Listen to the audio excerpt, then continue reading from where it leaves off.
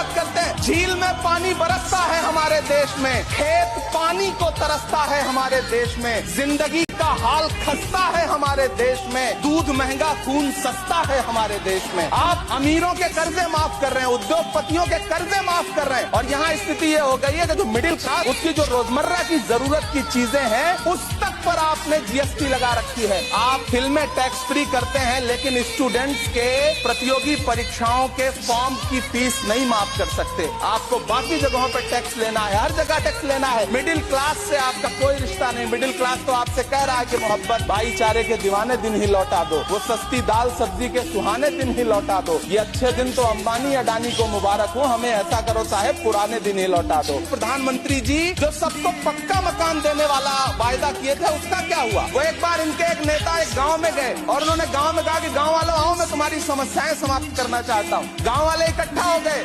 नेताजी ने गांव वालों से कहा बताओ तुम्हारी दो समस्याएं बताओ, मैं दोनों समस्याओं का यहीं पे समाधान करूंगा। तो गांव वालों ने कहा साहब हमारी पहली समस्या है कि हमारे यहाँ कोई हॉस्पिटल नहीं है। तो नेताजी ने मोबाइल निकाला, कहीं फोन मिलाया और मिला के फोन पे पता नहीं क्या कुछ कहा कि यहाँ गाँव में हॉस्पिटल नहीं है, हॉस्पिटल तुरंत यहाँ हॉस्पिटल चाहिए। गाँव वाले खुश हो गए कि 1 मिनट में यहाँ हॉस्पिटल आ रहा है। अगली समस्या के बारे में उन्होंने नेताजी ने गांव वालों से कहा कि मैंने आपकी पहली समस्या समाप्त कर दी, दूसरी समस्या बताओ। तो गांव वालों ने कहा साहब इस गांव में कोई भी मोबाइल का नेटवर्क ही नहीं है। ये है इनके काम करने का तरीका, ये है झूठ बोलने का तरीका।